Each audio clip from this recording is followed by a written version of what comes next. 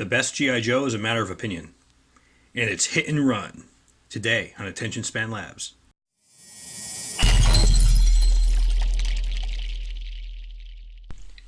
Hello and welcome to another episode of Attention Span Labs. I'm your host, Mike, and this channel is for me to talk about my hobbies, whatever's on my mind, usually in the world of gaming. The last couple episodes were about tabletop role-playing games, but today we're going to talk about toys a little bit, because toys have, action figures in particular, have been a big part of my life and a big influence on how I create the things I write about in my novels and how I game. And today we're going to talk about my very favorite G.I. Joe, Hit and Run. And you can see a number of iterations of this character in front of you. G.I. Joe has pretty much always been my favorite toy line.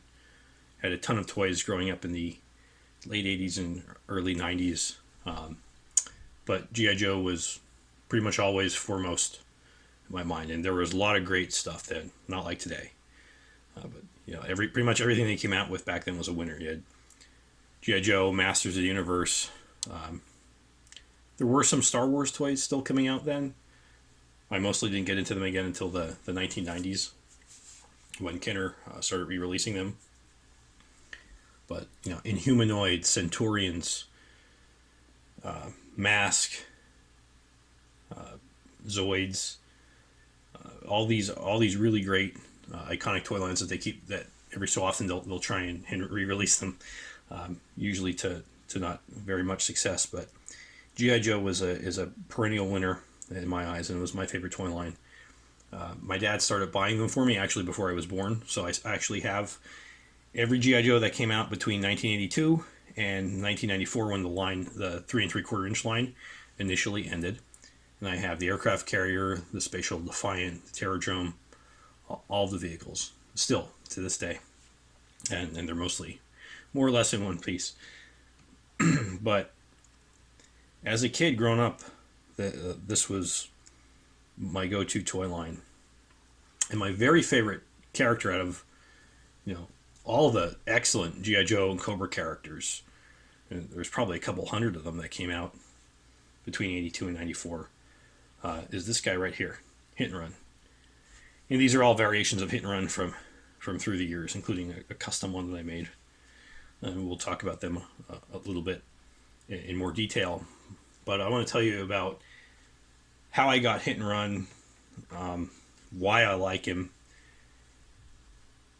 and you know, a bit about his character origin, because he's not a well-known G.I. Joe. He's not Snake Eyes, he's not Duke, he's not Flint, you know, he's not Cobra Commander or Storm Shadow or Destro. He was never in the cartoon, as far as I know anyway.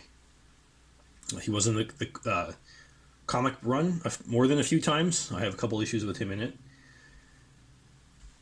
But he is a light infantryman. He's and also with apparently mountaineering, because he comes with a backpack with a grappling hook. Which I'll actually try and bring him forward here.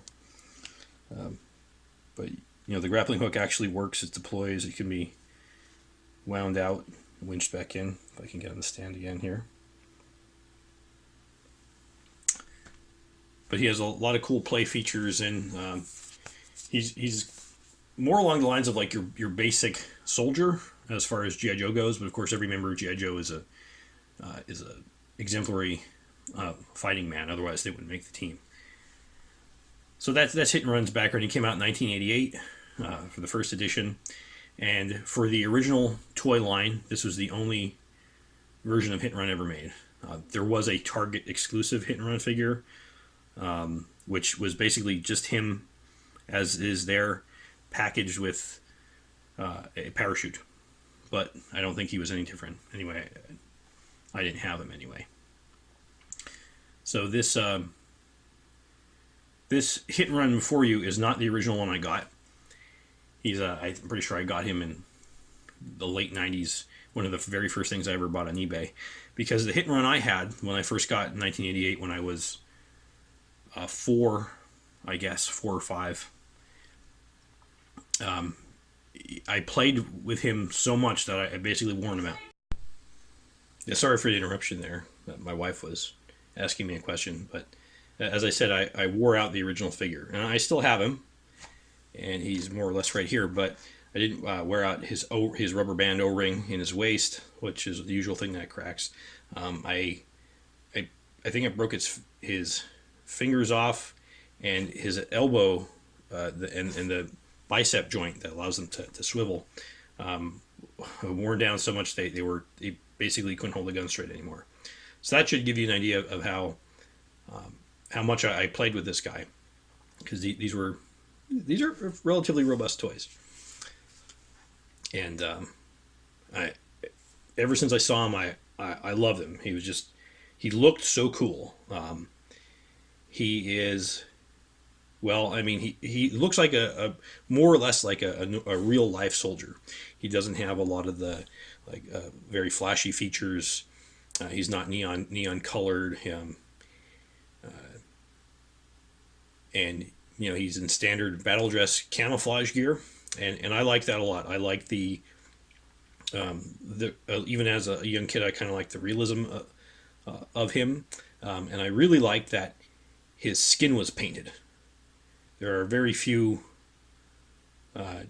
GI Joe figures, even now that I can think of, whose faces and hands are camouflage, but Hit and Run's are, and I thought that was way cool. I also really like the goggles on his head. The red goggles really stood out to me, that nice splash of color.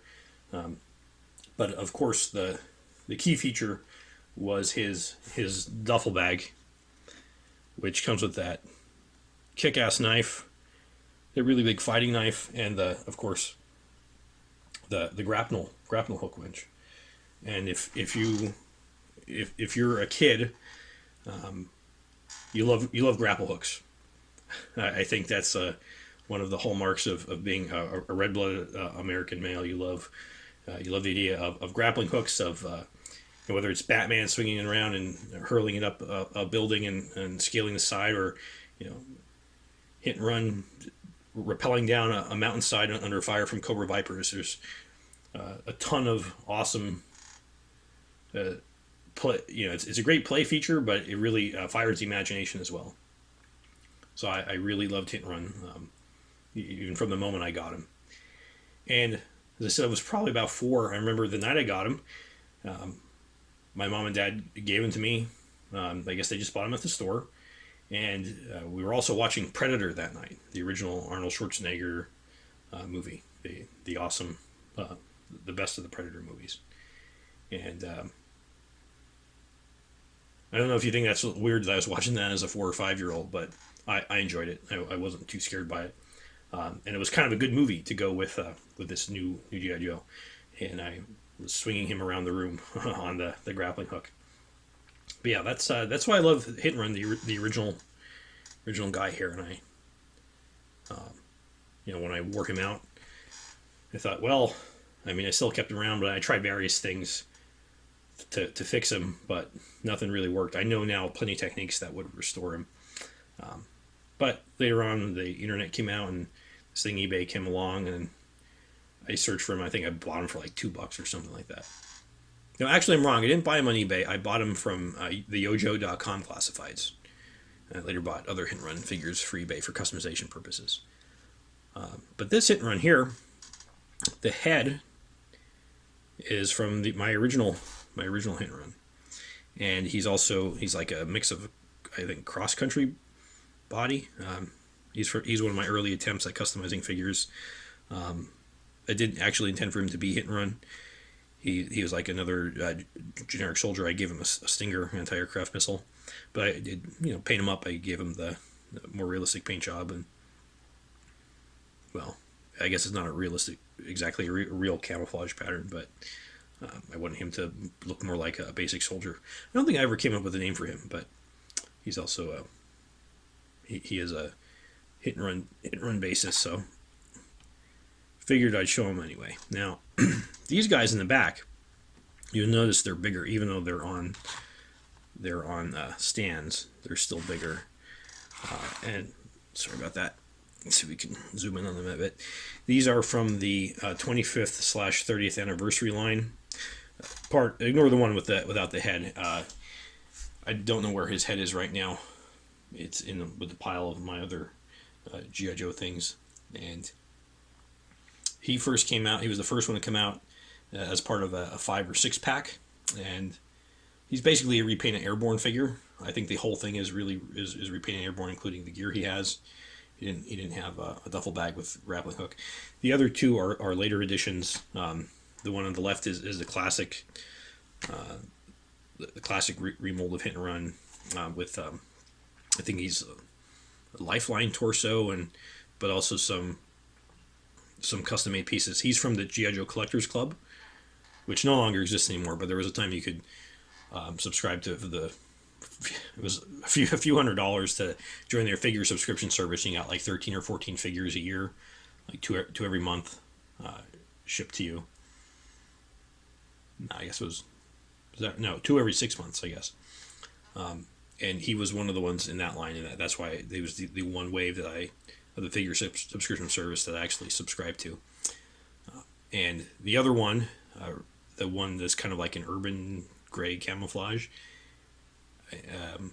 I think he's supposed to be like a Night Force version of Hit and Run, became in the 30th anniversary line, which was mass released. I think it was a Toys R Us exclusive in a 3-pack. But he looks pretty cool too. He's a little different, but these guys have removable goggles. I'm just noticing now that the goggles in these two are actually different. This one's a little bigger. Anyway, he didn't come with this duffel bag with grappling hook, but I'm not sure. I don't make any claims that these are the original gear that came with them either. But so yeah, Hit and Run, awesome figure, realistic, but still has has excellent play features. It's got the camouflage face, the big goggles, ready for a fun day of adventure if you're a little kid or a kid at heart. And I would like to see more. I would have liked to see him in the comics more. So if anybody knows that of any of the newer comics that he was in, which I mostly didn't follow, I'm talking like the Devil's Due run, the IDW run, let me know so I can check them out. I'd also like to know who your favorite G.I. Joe is, so let me know in the comments. And especially tell me if you also are a fan of Hit and Run. So the other thing I'll mention is if you like this video, besides giving us the thumbs up and resharing it and hopefully subscribing to our channel, I'd also ask if you'd like to hear about my plan which was a couple years ago, which never came to fruition unfortunately, was to write a series of G.I. Joe novels in a completely new setting. And I was going to write them as part of the Kindle Worlds line, which again is defunct, but it was basically a way for you to write paid fan fiction on Amazon through certain licenses, and G.I. Joe was one of the licenses. And G.I. Joe at the time was dying the death as it already has now, and there wasn't any new stuff coming out, and it was kind of the same the old line rehashed over and over again. So I'd come up with a brand new idea for a new setting, an alternate history setting, which was set the G.I. Joe universe along with some of the other Hasbro toy lines, including like Sky. By Hasbro, I mean everything they own now. So that includes like Kenner stuff and Gloob. Or do they own Gloob?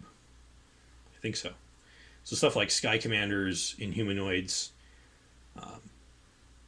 stuff like that. Mask. Yeah, and the idea was it was going to be set about 30 to 35 years after a nuclear war, after the Able Archer NATO war game exercise blew up into a nuclear war, as it almost did in real life. So if you'd like to hear a bit about the world I constructed for that, and get some insight into what I had hoped could have been a relaunch of the G.I. Joe line, and actually was going to suggest that to Hasbro. If you'd like to hear about that, let me know in the comments, and I will consider making a video about that in the near future. So thanks again for watching Attention Span Labs. I really appreciate you spending your time with me. Hope you liked the video. Please share it with your friends, and please subscribe and click the notification icon. And hopefully you'll join us next time as well. Until then, this is Mike from Attention Span Labs signing off.